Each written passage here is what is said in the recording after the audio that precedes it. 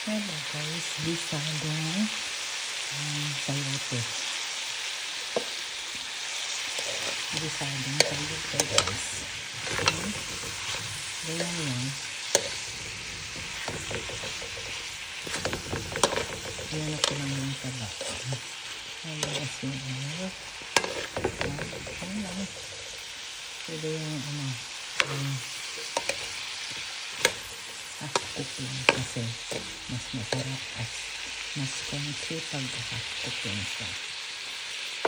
Pwede pang kainin hilaw ang sayote. After this year, December 9, 2025. Ilang days na lang. Pasko na guys. Pasko na.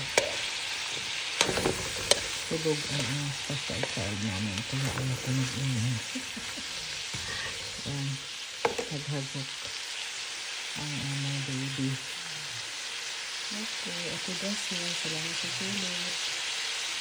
Panood ko na mo ni bisadong sayote. Ano yan?